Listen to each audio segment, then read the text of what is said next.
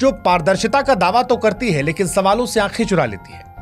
जब गुरु और शिष्य दोनों सड़कों पर हों और उनके हिस्से में लाठी आए तो साहब सिर्फ सवाल परीक्षा का नहीं रहता है, फिर सवाल पूरे सिस्टम से उठता है कि कैसा देश है, कैसा लोकतांत्रिक देश है जहां पर न्याय मांगना गुनाह है।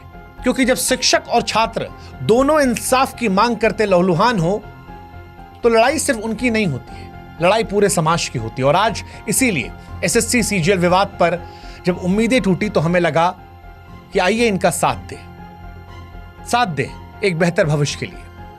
एसएससी सीजीएल का विवाद क्या है वो आपको समझाते हैं। दरअसल एसएससी यानी स्टाफ सिलेक्शन कमीशन की सीजीएल परीक्षा हर साल करोड़ों युवाओं के लिए सरकारी नौकरी की उम्मीद लेकर आती है। करीब 3 करोड़ से ज्यादा अभ्यर्थी इस परीक्षा में हिस्सा लेते हैं। अपने और अपने परिवार के बेहतर भविष्य की कल्पना लिए दिन रात वो मेहनत करते हैं। लेकिन हाल के वर्षों में ये परीक्षा नौकरियों का जरिया कम, विवादों का केंद्र ज्यादा बनी है। 2024 के टायर 1 रिजल्ट ने इस पर शक की सुई और तेज की। अचानक ऊंचा कट ऑफ और कुछ खास परीक्षा केंद्रों में लगातार चयन और रोल नंबरों का पैटर्न साफ साफ इशारा कर रहा था कि कुछ तो गड़बड़ है। छात्रों ने इसे धांधली माना और फिर आवाज उठाना शुरू कर दिया। 2025 में हालात और बिगड़े। एसएससी की सिलेक्शन पोस्ट फेज 13 परीक्षा के दौरान बार बार परीक्षा का रद्द होना, तकनीकी खामियां और कई केंद्रों पर छात्रों के साथ बदसलूकी ने आंदोलन को भड़का दिया।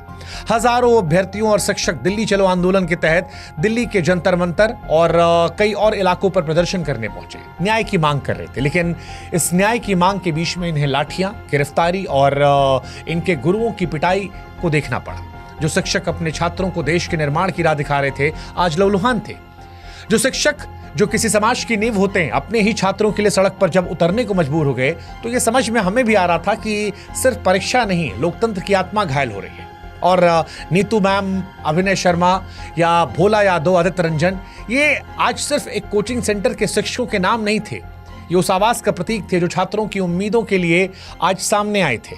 एक शिक्षक ने जब पुलिस वाले से पूछा कि आप इतना डरते क्यों हैं सवालों से, तो पुलिस वाले ने कहा वर्दी पहनोगे समझ में आएगा। शिक्षक ने कहा पहनी तो उतार दी, बोला मर्द होते तो पहने रहते।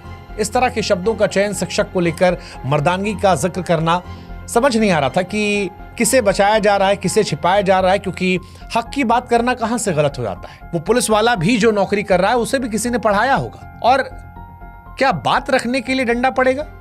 शिक्षकों का यह आरोप था कि एसएससी ने